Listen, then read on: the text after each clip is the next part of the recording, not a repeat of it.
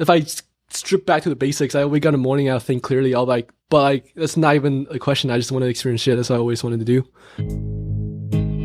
Hey guys, welcome back to the KoreKara Podcast. In this episode, we interviewed Jack, who is an incoming JET assistant language teacher. Fortunately, since this podcast was recorded, the JET program has been postponed for this year, so we're not really sure when he's going to get his placement and when he's going to go to Japan. But in this episode, we dive deep into his motivations for wanting to study Japanese and go to Japan. So starting with his experience studying abroad in Hokkaido, where I actually visited him one summer. And we also talk about his future predictions for JET and what he hopes to get out of JET. So if you're thinking about teaching English in Japan, or you're just curious about what kind of person would want to teach English in Japan, then definitely check out this podcast. Hey, what's up, guys? Welcome back to KoreKara. We are here with a special guest. We are here with our main man, Jack, an incoming JET who has yet to experience anything. So let's go and explore all his deepest, darkest secrets. Yeah, Jack's actually one of my oldest friends. Like, we've been friends since the 6th grade, I think. But we went to different colleges. And Jack got in Japan first, and he's like one of the people that got me into Japan too. Hey guys, this is Jack. Really happy to be on this podcast. I'm actually a huge fan of the KoreKara Podcast. Ever since Eric told me about it, I've been following each episode, and I'm so excited to be on the show and talk to you guys about my experiences in Japan. Yeah, guys, if you guys ever felt like you wanted to come on, don't worry, you guys can. Jack made it here, so it means you guys can too. I don't know how I feel about that. I'm just playing. Yeah. All right, let's get into it though. So let's kind of get into kind of your backstory, I guess. Like, so what got you into Japan? What got you into the area where it's like, I want to go there? Yeah, so freshman year summer, I wasn't doing much at home, and then my friend, who just came back from a trip to Hokkaido, told me about like all these amazing things, like food he had, all the cute girls he met, and then I didn't know that. No, just like on the street, just like yeah, I just saw them. I was like, wait, really? Creepy Sick. shit. And then at the same time, my friend, my acquaintance, was doing a study abroad in Hokkaido, and I saw all her pictures online, and I was like, that looks so amazing. So my friend was like, yo, why don't we start studying Japanese together in college? And then the summer after, we can both study abroad. And then I was like, shit, okay. So that became my goal for the year. And after that, I started taking Japanese classes. And the more I took, and like, the beginner stage was super fun because every grammar point was so applicable. And eventually, I ended up going on a study abroad, and that changed everything. And ever since then, I always wanted to go back to Japan and live there.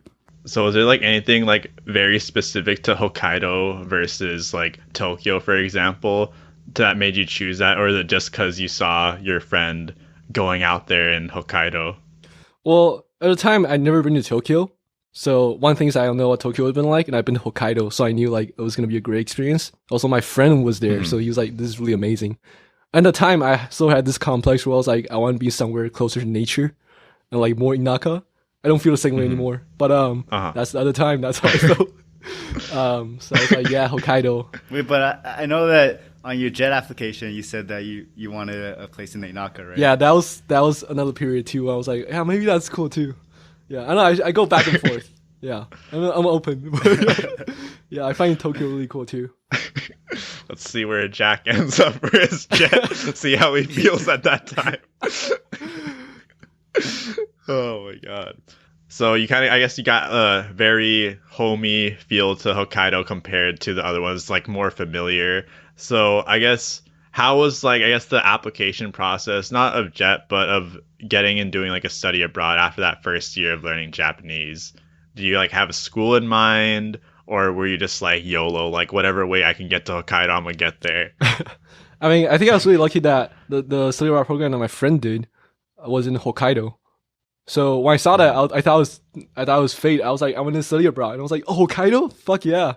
So yeah, and then I also applied to this one in Waseda, but then a lot of people didn't have good experiences with that because they're saying how it's way less immersive. Even though I thought, I mean, that could be cool too because people were just living on their own and exploring the city on their own. But I wanted a more immersive experience. And I like Hokkaido, so just happened to line up that way. When you went there, did you stay with the host family? Yeah, so I stayed with the host family. Everyone in the program actually stayed with the host family. So the program was like a really well-designed program where everyone kind of had to do certain things, and host family was a huge part of that experience. I see. So how's your host family like? Did you like them? I listened to the entire episode of Homestay. I was like, I can't wait to talk about this. Yeah. So, like Raza, I love my homestay experience. That was definitely the best part about Hokkaido that summer for me. Like, I also feel like it was too good that I'm gonna be disappointed when I land in Japan for my jet experience in some way. Because my host family was like super open. And literally open to me doing anything. Like, if anything, like if I wanted to stay out, they'll be like, fuck yeah, go for it. So, I think that was the best part. And then, part of what made me want to do jet is that I had a host brother at the time who, unlike Eric's experience, really cared about me, and he really wanted to play with me. And then Just like shitting on. no. Just like subtly, like Eric's miserable experience. Mine was like so good. My host brother, his Switch actually worked. Fuck you. Yeah, his Switch working. We play. I'm just kidding. Yeah. So I didn't have much experience with kids till that point, and then I was really bad at kids. I still am in some ways, but then we got along really well, and then I think that's what made me realize that I really like working with kids. I thought being on jet would be so cool because of that. So we had an amazing host family experience. I got to meet Jack's host family because I think I mentioned it in another podcast, but it was like one of these times when I traveled Japan that I went to visit Jack's host family, and I stayed with him and his host family. And their host family was like super nice, and they brought there was another friend of ours, and they brought like the three of us to a bunch of different places, and I got to meet the host brother too, and he was super nice. I was like showing him like Minecraft stuff, even though I couldn't speak any Japanese. But then, yeah, so like that made me like more open to the idea of a host family. But as you know, it turned out differently. Yeah, on a positive note though, my favorite moment of Eric and the host kid was when they're talking about Minecraft and showing each other. Eric didn't know any Japanese, but Eric was like, Kuripa. And then my host brother was like, Kuripa. You guys are communicating. And just so you guys know, on our Discord, Eric actually has a profile picture of something Minecraft related. To go and find out what the profile picture is, come join our Discord, and you can talk to Eric and see why he chose that as his profile picture. But I get us getting back to your host family though. So so did they take you around a lot then? They're just like, oh, I'm gonna show you all of Hokkaido and just really like take you in. They definitely took me in like a lot, but I don't think it was like because they're also really busy with their own businesses, so it's not like they're like we're gonna show you all of Hokkaido. But definitely like when they ever had time, maybe like at least 2-3 times a week, they'll take me around Hakodate. It's like, oh, I really like this like place by like the lake, or like I really like this cafe, like this restaurant, or like one time like they know that I play guitar, so I went time like, yo, let's go see like this dude, like famous cover band. So definitely a lot of stuff like that. And what was cool was that my host dad had his own Airbnb business, so he had a lot of guests over, and then he would take me around with the guests. So that was a really cool experience too. I see. Do you have a specific place in mind that you really liked going when you went with the Airbnb guest? It's really hard to beat so nighttime if you go by I forgot what this place is called, but it's like on the base of Hakodate Mountain. There's like a lot of like warehouses. Eric probably knows what I'm talking about. And at night it's super pretty. There's like a tiny ass bridge. I don't even know why there's a bridge there. It's purely just for show, but it's so pretty. By the warehouses. Yeah. And there's a Starbucks there too. It's like right by like a lake. And then it was completely destroyed during a tsunami, but then it's so pretty. So definitely the warehouse area at night is my favorite place to go. And we walk around there a lot. See. Actually, my favorite place when I went to Hakodate was Jack's family brought us to this one farm where you could drink fresh milk that you like squeeze from the cows. And it was like you pay a set fee and you can have an unlimited amount of milk. And they also had like ice cream and just other like dairy products. And it was just like the best milk I've ever had. Yeah, that was great. That was great. Damn, shout out milk out here. Yep. Drink your vitamin Yeah, D. Hokkaido's great milk, guys. Come to Hokkaido. I mean, I'm not Hokkaido anymore, but go to Hokkaido. I see. I know Hokkaido is also known for a lot of their like specialties in terms of food. Do you get to try any of those? And what would you like? Yeah, oh my god. Another big thing for me during the study abroad was definitely the food. So I'm a huge sucker for ramen. Huge. Mhm. So I got into Shio Ramen while I was in Hakodate because that's what they're known for. And at first, I didn't think I'd be into it because Shio Ramen, for those who don't know, it's basically just like really like it's like non-oily like soup with just like shio like with salt. I was like, what? Mhm. And but I had it there. I was like, oh my god, this is the most amazing simple ramen I ever had in my life. And then I got a chance to travel to Sapporo a lot. And then one time I was there for like just a weekend.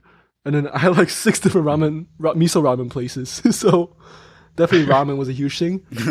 Another thing was soft cream for those who are into ice cream. Ooh. And then they're really known for their, milk and like the Hokkaido melon soft cream and like the milk. They're really amazing. So I think if you're into dessert or like ramen, I think you have a really great time in Hokkaido. How was the food that they prepared in? At That home? was amazing. I mean, I don't want to talk shit about Eric's experience, but like that was just so amazing. Wait, no, my they had great food at my place too. No, but you're like you didn't get full. Yeah, but that's just like because I need to eat a lot just because I go to the gym. Okay. Yeah. Okay. Yeah. Maybe. What do you mean? When I was so I was like so full about every single meal they prepared. It was so good. And then they'll keep asking me too, like, "Are you full?" I was like, "Dude, I'm really full. Thank you, thank you." And then one time, like, I went to this like soba making, experience. Oh wow. Hakodate, and then so I had some soba. I went home for dinner, and then I was like so full because I prepared so much food too. I was like, "Oh my god!" And then at the end of summer, I gained like a couple pounds. It was really amazing. Nice. I guess rewinding back to the soba making experience real quick. So how was that? You got to actually make the noodles? Thinking back, it was actually not that like interesting because we didn't get to make the noodles. Yeah, I don't remember that well, but I'm pretty sure like they taught us how to cut the noodles. We each cut like a few strands, and then that's it. And then like so we each got to cut a few strands, right? And make like a tiny portion. In the end, they'll bring out like a amazing like remake that we can eat. You probably scrapped all that. They like just threw it in the trash. I was like, oh, how cute! Yeah, it's like an amazing remake. It was like, yeah, so you made part of this. Like, I did? I don't know. It'd be amazing. Trying to give you that like false satisfaction. Yeah. All right. Thank you. So I guess getting back to the host family though, what would you say is the biggest thing that you learned from them? Maybe not just from a like host family perspective, but in terms of like just a family perspective, like it's really cool how like they both had their own businesses and like they did stuff on the side they liked. But at the same time, they were able to keep like a family together, where they were like set rules, where it's like, okay, well at least try to have dinner together every single day, every single night, even though we're really busy. And that really opened me up because before I was all like, the marriage is like the end, settle down, and I can't do what I love. It'll be work, go home, and then but I think like they're really enjoying life. And for example, like my host dad, being married and with a kid, he actually got to go abroad and fulfill his dream of traveling around the world for 3 months. Like they were supported enough to do that. So that really opened me up. I was like, it's possible to have a family life like that. And I really didn't expect that because I was like, I had this image of Japanese people being like really like close-minded and like living just like a brutal life. I was like, that's not true. So yeah, I mean, there definitely are families like that. Yeah. Like my all right, Eric. But it doesn't have to be like that. That's my point. Even in Japan. Yeah, it definitely doesn't have to be like Yeah, that. it seems to be a reoccurring theme here, like shitting on Eric's whole family. It's gonna be like the running joke of the podcast. Like episode like 100 still talking about that. It's like, yeah, my experience in Japan was bad, but not to the extent of Eric's family bad. At least it wasn't like Eric. Thanks for the sacrifice, Eric. Yeah. Eric was the one who paved the way for everyone else to get a better host family. Yeah. But how is the like cultural barrier and also language barrier? Like how well could you speak Japanese when you arrived versus how well could you speak when you ended? Yeah, so before I arrived, I was like Genki 1 level. For you guys don't know, it was like probably first year Japanese level. So I didn't even know like really basic stuff, grammatical stuff I should know. So it's definitely trouble there. But like by the end, I wouldn't say I'm like super fluent because like at the time I wasn't so passionate about Japanese learning per se the way I'm now, or like the way Eric is now too. Right. But I was really comfortable speaking the language. Like I could go out to counter and order anything, even if like I made like mistakes. Like I was really comfortable having Japanese come out of my mouth. And in fact, my host family from day one like never really gave me like the gaijin treatment, really helped because they never like try to speak super slow. So that really helped. And but yeah, I was definitely comfortable having Japanese come out, despite not being like super fluent. Yeah, I remember like that summer when I went and visited you, I was like, holy shit, like I can't believe he's so fluent in Japanese. I really was not. I think that's like also like a fluency illusion where it's like when you don't know the language, it just sounds like any fast speaking is like perfection. Yeah. It's funny. I mean, a bit off topic, but when I was a kid, like second grade, because my native language is Chinese, like Eric's, and then my mom was speaking English at the time, and I was like, this is amazing. Wow, she's like bilingual. And then I moved to the US and was in fourth grade, and I was like, oh my god, her English is so bad. What? So, yeah, there's definitely that illusion, and my Japanese is definitely not that good. Yeah. But I think like living in a host family is so valuable because it makes your language skills just like improve so fast. Yeah, definitely. I'll say so too. Well, like just the idea of like living in Japanese, because like we had these like Japanese these things, right? Where like I'll go off and it'll be like "itekimasu," stuff like that, and then I'll wake up and then like my host will be like "ohayou gozaimasu," stuff like that. So I was like, oh my god, I'm like living in Japanese, so I was getting used to that. It's almost kind of weird when I went back home after I was like, I wouldn't hear like "ohayou gozaimasu" or like "itekimasu." I was like, right. Something's missing in my life right now. Yeah.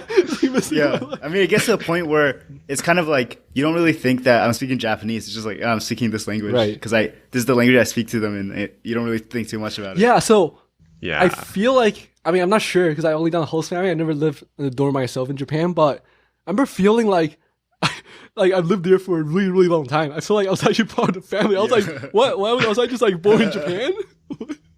There's like illusion like sometimes. Of course, like when I thought about like, of course not, but like there's that illusion because I was in the host family and speaking Japanese. So I was like, yeah, it was really cool to get that illusion. I remember when I got off the plane to return from my study abroad, and I was at the airport, and my brother was like picking me up, and I went to Starbucks to get a coffee because I was really tired.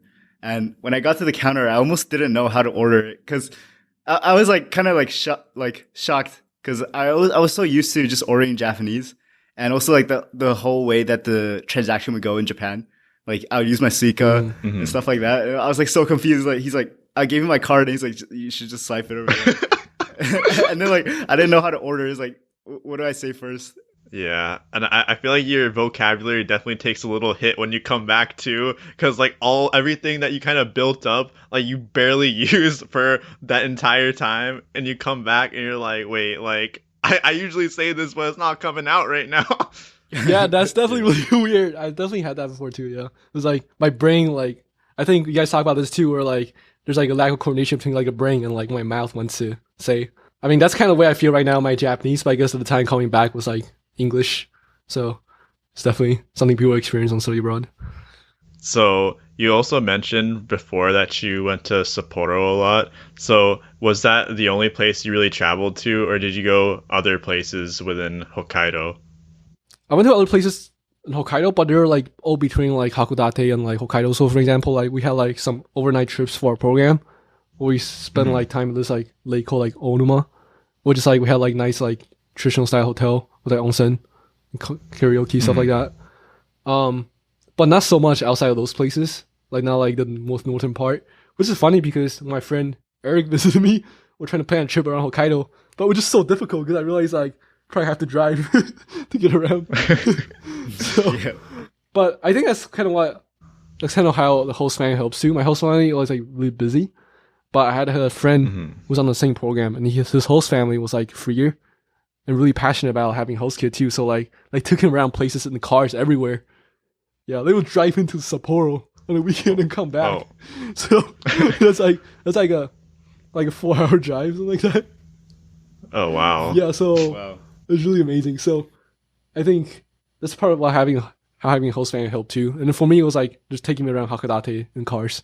I see. Going back a little to your entire experience at the lake where you had your traditional staying, you mentioned the onsen, and this is actually a topic we just covered. So Awesome. I was wondering, what was your first experience in the onsen like?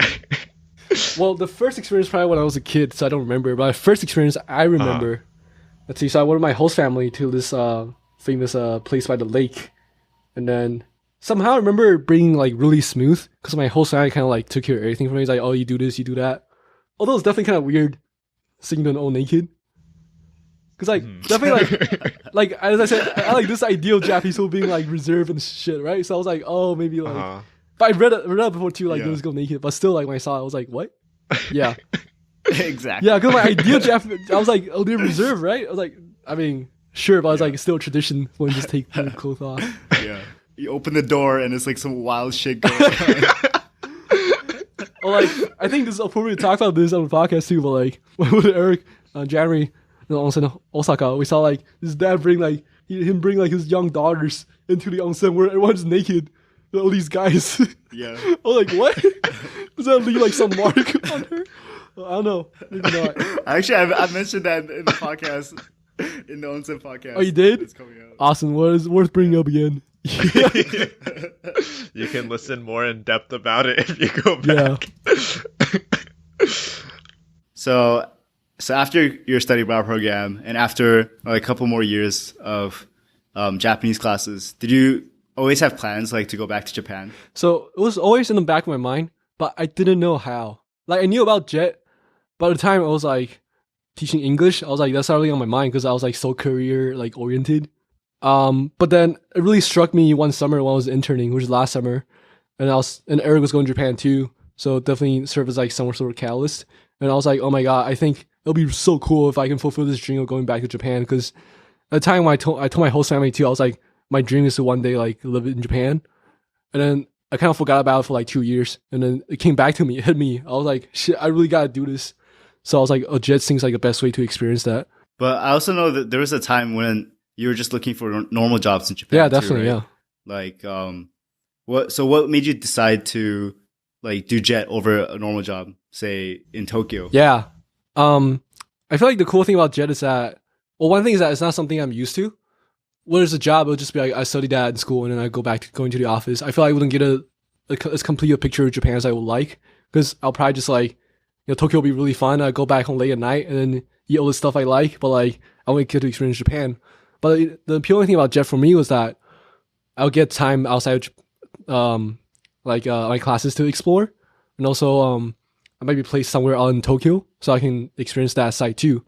And if I ever want to go to Tokyo, I can look for a job or go to school there. So that's the appealing thing about jet for me, the freedom, like a different perspective. I see. So did you actually, so you looked into other jobs, right? So did you apply or get any other offers other than jet? Yeah, actually, so around the time I got my job, I got another job offer in Tokyo too. And they're really, really cool. It's a really cool startup. And then, so I was actually kind of bent. I was like, oh my God, such a cool working opportunity too. Cause like people are really nice, completely not like what I imagine Japan would be like. Like they're really casual. We never use Keigo interviews. But then the more I thought about it, I was like, I think I still want to experience jet now because the freedom, different perspective. If I go into this right now, then I'll never know what jet's like, and I could always do that later. So eventually, I chose jet over the job. Was it a hard decision? Like, were parents supportive? What did they think of you choosing to teach English over, say, like a normal career path? It's kind of hard at first, but like the more I thought about it, it was hard because I was like, it makes perfect sense. It's like, I make money. I'm Tokyo. Tokyo seems so fun. And it's a good career too. But then, if I strip back to the basics, I wake up in the morning and I think clearly. I'll like, but like that's not even a question. I just want to experience shit. That's what I always wanted to do.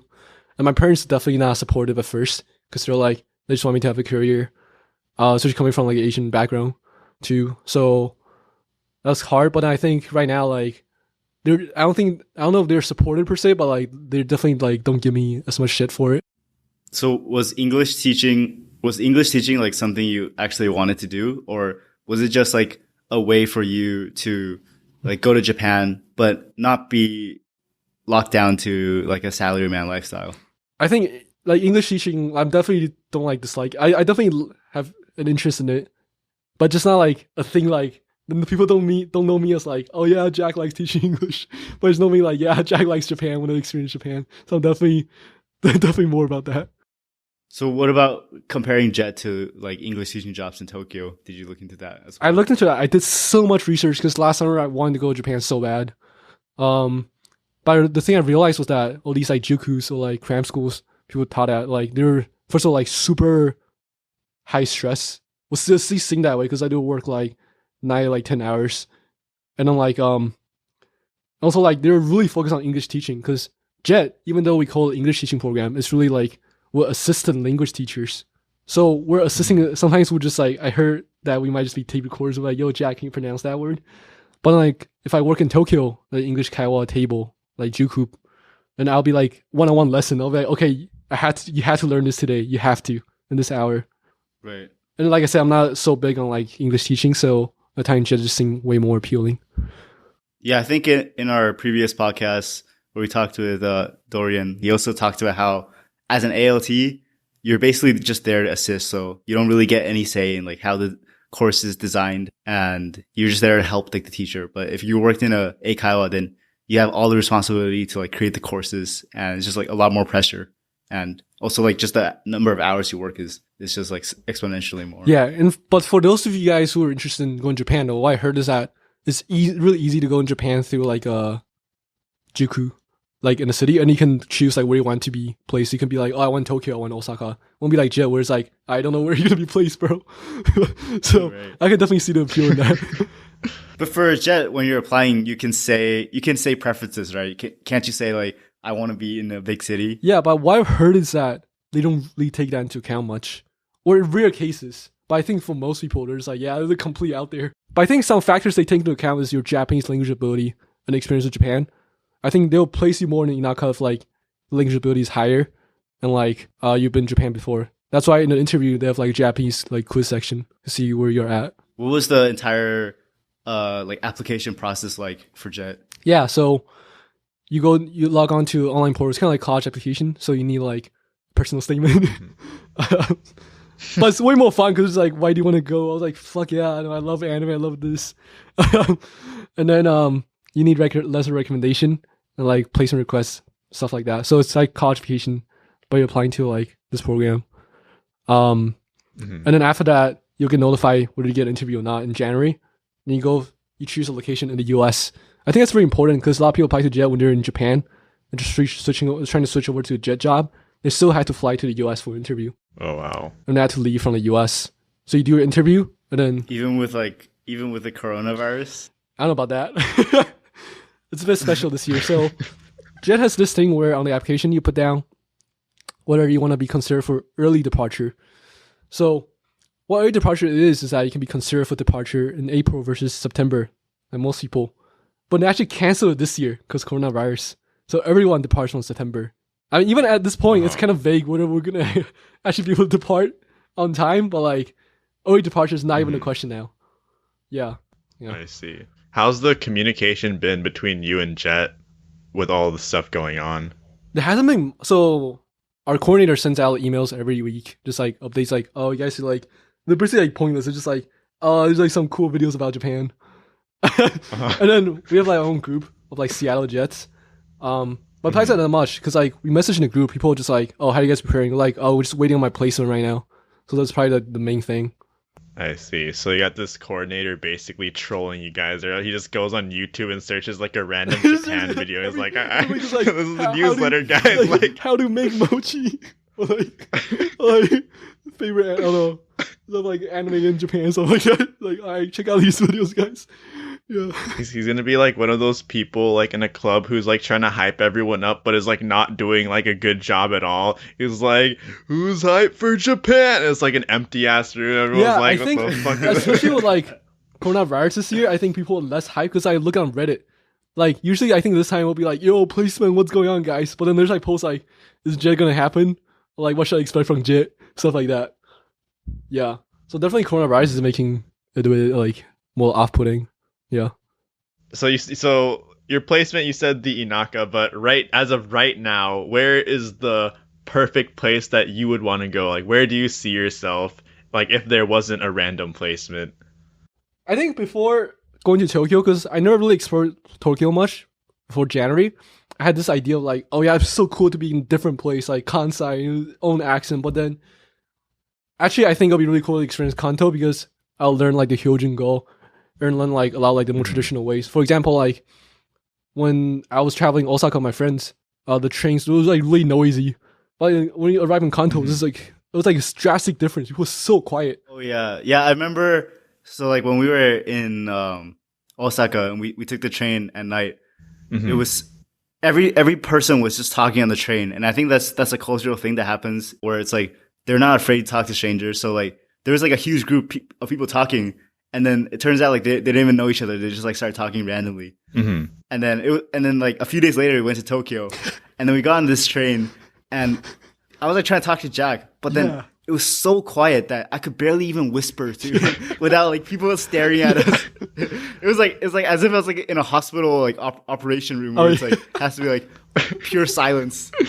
Yeah, I feel like Tokyo actually really embodies that. Like, it's literally part of the city where everyone just minds their own business. Like, I had this one story one of my friends told me. Basically, like, someone fell down and like got injured off like a bike, right? On like the sidewalk where everyone's walking. And you know, like Tokyo's super busy. There's like a hell of people walking on the sidewalk. So if it was maybe somewhere else, right, you would probably have a bunch of people go around them and like ask them like, oh, like, do you need help? Like, I can help you up, or should I call like an ambulance? Something like that, right? But this is what happened. It's Tokyo. Keep that in mind. So basically, people were just going around, acted like the person didn't exist. They're like walking around, and then like, because there's like a log jam of people walking around, right? And people started walking over the person. They're just like just walking on top of the person, and literally like paying no mind to the person like who's hurt. And it's kind of like one of those things where it's like, yeah, like, it's probably one of like the negative things about Tokyo, where people are so busy and they need to do their own thing, where they like forget kind of some essentials, you know? It's like they don't pay attention, I guess. Yeah, I think part of it, I'm not sure if that's what in Japan, but in Taiwan, so I was told by my parents that there's no like good law for protecting like people who help those people in need, so like Good Samaritan law. So my dad was telling me as a kid how like I shouldn't try to help those people because like I might get in trouble. So I suspect that there could be part of that in Tokyo too, along with like the fast pace of life that you're talking about, people minding their own business. So maybe like even the law doesn't support that kind of action. Yeah, definitely. It's like the thing where you have the classic situation of like a doctor on a plane, and then someone's like getting like they're having a problem, but if the doctor like helps and something happens to the person, then the doctor is fully liable because they like helped. So it like discourages doctors to actually help people in need outside of their practice. Yeah. I mean, I know like the US, especially like Seattle, is like really good laws protecting that. But I'd like to go back a bit more on like the Osaka versus Tokyo topic though. So I think it's cool how I think on one of the episodes you guys talk about how Japan just feels really safe. But me and Eric went to the station in Osaka when we walked out at night. It was just me and him, and I actually felt kind of scared. I actually kind of feel kind of unsafe. It's the first time I felt that in Japan. That was in Osaka. And when we landed in Tokyo, it felt like Wonderland. I was like, oh my god, it's so calm and then so safe. I mean, I also feel like in Osaka, like the stations are like so different, right? Like the trains are like a little different too, and you come out and it's like a kind of a different vibe. You kind of get out and you kind of just get into the city right away. There's not like too much going on compared to these giant Tokyo stations where you have like all these like stores and konbinis. Like a random station in Osaka versus a random station in Tokyo is like completely different. I think a huge thing is also like the cleanliness, because like in Osaka there's so many people just littering everywhere. I suspect that has to do with like the tourists a lot of times, but then still like we saw that a lot in Osaka that we didn't see so much in Tokyo. So when I was in Tokyo, Eric took me around Ikebukuro. He's like, yeah, this is like the dirtier district. I was like, it doesn't feel like it because we came from Osaka. Did I say that? Yeah, you say that. It's like more chaotic and dirty. I was like, It doesn't feel like it. Okay. Actually, I think Shibuya is like one of the dirtiest. Yeah, there's too many people. But in Osaka, a lot of the stores, they just had their trash up front, like in front of the store. And it's like kind of disturbing because it'd be like a food store and they'd have like just like a pile of trash in front of it. It'd be like cockroaches. Oh shit. And then what's funny was the Airbnb we stayed at, there's like a park near it, and it's just like do not litter. But then right beside the sign, there's like a bag of trash. Oh man. I guess getting back to Jet though, now moving forward, you're waiting on your placement. You're waiting to see if Jet like still happens. What is your ideal scenario? Like what do you want your honeymoon phase to be? What do you want to feel as soon as you get off that plane in Japan? Yeah, walk us through your first couple months or even like your 1 year plan of being Jet. Like what do you imagine? What's going to happen? I mean, I imagine like the first month in Japan, right? So we have orientation in Tokyo. So I imagine it'll just be really fun where we just go out drinking and explore Tokyo with like fellow like Americans. But then like after that, go on my placement, I settle in, right? And I imagine like if I say I buy stuff at like konbini, I'll just make friends with like people in konbini. Or like in the school, people are nice and like kids will be nice. Do you think that's possible? Like just make friends with people in the konbini? I have that image right now because I have a friend who's like loving Jet so much. Where he's like, dude, it's so amazing. I am friend with this guy, give me free food. This guy too, this OG-san. So that's my image right now. Like, first month Japan, done deal. Let's go. All right. When we go and revisit this, we're gonna ask you how making friends in the konbini went for you. We should actually just put the podcast like back to back, like before after it was save instant contrast. See how it goes. Yeah, imagine like I'll just have like so much like connections that it wouldn't really matter that I'm in the countryside per se, because it'll be like I can always like hang out with people, because that's how my friend describes it. And I was like, yeah, sounds good. That's my first couple months in Japan. It's often those connections. I feel like that's my honeymoon phase. Yeah. So you kind of briefly mentioned it there, but you expect yourself to end up in the Inaka? I don't know. I just like... Yeah, like, how do you think you'll feel when you open up that email and it has your placement on it? Do you think you'll feel like super excited? Do you think you'll feel like a little bit down, disappointed, almost like I should not have turned down that pretty good job in Tokyo? There's no scenario where I'll be like, I should not have turned down that. I should not have turned down the job. I think that'll be a scenario. So what's the worst case scenario? I'm bad with like cold places, so I think if it's like really northern rural Hokkaido, then I'd be a bit down because I'm really bad in cold places. But I'll still be open to it. Yeah. But definitely I think like if it's like super knockout place, maybe it's like a place I never heard of. Maybe like initial feeling will be like kind of like down, will be like, oh. But in the second moment it'll probably be like, oh shit, but it's still Japan, yeah. It's like Jet. So definitely. There'll definitely be a difference. It's not just like any placement like, fuck yeah. Yeah.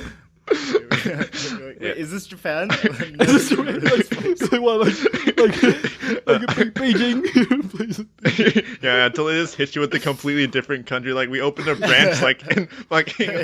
We opened a branch in China. Like you're going there now. The coronavirus. Like Pyongyang, North Korea. All right, so I guess let's move on from making friends in the konbini during your Tokyo orientation. So I've actually heard of some gaijin who, like, after they go to Japan in the beginning, they try to make friends, especially in the konbini. And I heard this one story where this girl like just went up to the staff in the konbini like, oh, hey, the weather's like really bad today, huh? And then the konbini, they just like ignore them. It's like, hi. And then like just like continue doing the procedure. Cause like for them, it's like, it's so awkward for them. Right? Cause when they're working a normal job, they're so out of the zone. They like, their mind goes to like a completely different place and they're just like a robot. Like, I'm just doing this thing. Yeah. And I'm like completing a different island right now, like a different world. Yeah. So it's like, it's hard to like access their personality. Yeah, that's why I feel like maybe being an Inaka would help. Cause definitely like, even though Hakodate wasn't quite Inaka, the feeling I got was that people were more open to like talking to me about stuff. Even in Starbucks, they're like, oh, do you like say this guy? KoreKara Podcast. I was like, holy shit, Starbucks. They're asking me these things. Yeah, I mean, the real question though is there going to be a Starbucks? That's what I was gonna say. It's like there's no Starbucks. Hey guys. Okay, surprising news. Okay, breaking news. There's a Starbucks even in a place like Toyama. Yeah, but I've seen a lot of konbinis where like in the Inaka where they actually don't operate like 24. Yeah, they probably don't. And they have like Yeah, really short hours. because they all leave the Inaka when they're young. Yeah, a lot of the young people they just like go to Tokyo when as soon as they graduate high school. Huh. Yeah, I can see that. So in a way, I kind of have that fantasy too of like maybe if I do jet and then go to Tokyo, I'll be like, yeah, I'm like going to Tokyo. Yeah. You'll be one of the people coming in from the Inaka, traveling like I know both. I know the country and now I know the city. Yeah. And I'll meet like these like new gaijin in Tokyo working. I'm like, no, dude, you don't know Japan. I know you know, you're you haven't seen the shit I've seen. Like some PTSD flashbacks come in. Like, dude, it's like a flickering konbini, like it's just closed. That's like the PTSD. I can't go to konbinis anymore. not after Toyama. Oh, dude, You're like waiting at the bus stop for like 5 hours. You're like, I can't anymore. You see like a bus coming in like every like 5 minutes in Tokyo. You're like, make it stop. Dude, like some old person when you're in Tokyo, some old lady, like old grandma walks up to you, asks for directions, and you're like, get the fuck out of here. Oh man, dude, I want to see another old person in my life. Oh shit. Are you able to change your location with Jet? No, dude, I looked into that, dude. I was like, yo, what about like, in that kind of Tokyo? You already looked into that. You already know. You're like preparing yourself for what's to come. No, I just like, it'd be cool if like in that kind of like, Tokyo. But yeah, it's not an option because I think a lot of people want Tokyo. So, yeah. Yeah, it'd be funny. Like they send you like Toyama, and then you just go and like reply to them with like a JPEG picture of an Uno reverse card. You're like, yeah, fuck you.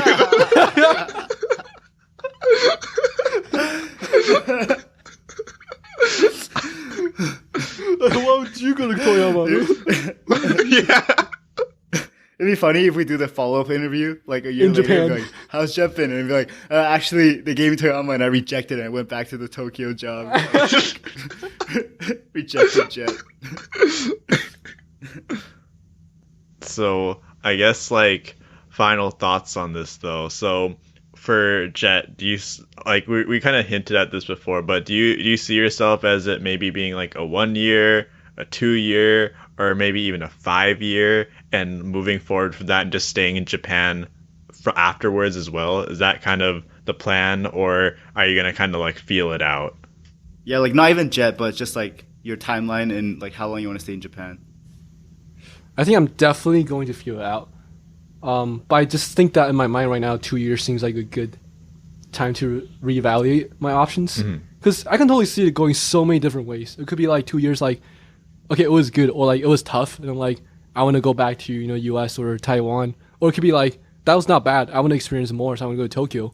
So I think, to me right now, picture 2 years is like a good time frame, and I'll definitely feel it out as I go. Do you think that the world of becoming a salaryman in Tokyo is something you're open to? Like, let's say after 2 years, you're kind of done with English teaching. Do you think you would have that open as a option to you, where you go back to being a salaryman in Tokyo? Yeah, I'm definitely open to the option because for one thing, I think it's the easiest way to get in Tokyo, and I don't mind doing it for like a little bit. Even though I can't definitely, I mean, I guess as with anything, Jet or Japan, I don't see myself doing it long term as of right now. So just feel as I go. Do you envision yourself working in like a all Japanese environment when you go to Tokyo, or do you think like you'd be more comfortable working in Gaishike, which is like a foreign company where you speak English? I think probably Gaijin K, but then probably one that is like Gaishike. Yeah. Gaijin K is like almost like derogatory. Sounds like a sports drink for Gaijin K. Gaijin dash K. Yeah. Like in like some Decavita C type K, shit, yeah. like Gaijin K. Yeah, so Gaijin Muke. Yeah, like some Japanese people in there too. but like will speak English. So that's how I imagine it. Yeah, I mean I follow a lot of Jet YouTubers, and I think that's kind of what they do. So that's why it's kind of implanted in my mind right now that that's an option I could do after Jet. I see. And also, when I was researching a lot of people's experiences doing Jet, a lot of Jet people, they often pursue something on the side just because they have so much free time when they're being a ALT. And some people start YouTube channels. Some people pursue their like creative hobbies. Are there any things like that you think you want to like pursue to a great level while you're being an ALT? Yeah, so I play a lot of guitar. And I've played in my band since like high school. So I think I definitely want to continue doing that and make more songs. For like one idea I have, I'm not sure how long it's gonna go, but I want to start an Instagram where I just like play guitar. Maybe it could be like Japanese songs too, and like it'll be like short clips or like 1 minute clips, so people can see 1 minute, and if I want to dig in, it can be like 2 minutes, like with like Instagram video. So that's one thing I want to do. But besides that, I'm open to like I was talking to Raza before too. Like if I meet a guy who's also interested in the same things, be it music or Japan, then I'm down to like maybe start a blog together, make videos together. So I just like some ideas of what I want to do, but there's no one right now was like, yeah, I'm gonna be a YouTuber, stuff like that. So is like music your greatest passion that you want to pursue? Definitely, yeah. I see. And Japanese, I guess. Japan. I see. That's why I want to go to Japan. But you can't just really be like, my goal is Japanese, because that's like just a language, right? Yeah, definitely. I mean, I don't think my goal is Japanese for sure. I mean, I still keep up like my Anki and stuff like that, but I think for me it's more about the experience. Because to me, like even if I go to Japan for like say a year and I hate it, then to me like it was my dream to go to Japan and live there. So it still would have been worth it. So great. We are all looking forward to hearing about Jack's experience in Japan. We're gonna be there, and we're gonna see how it happens. Get ready to check back in for Jack's episode when he's experienced Japan for a couple weeks. We'll go check in the honeymoon phase. What year mark? 2 year mark.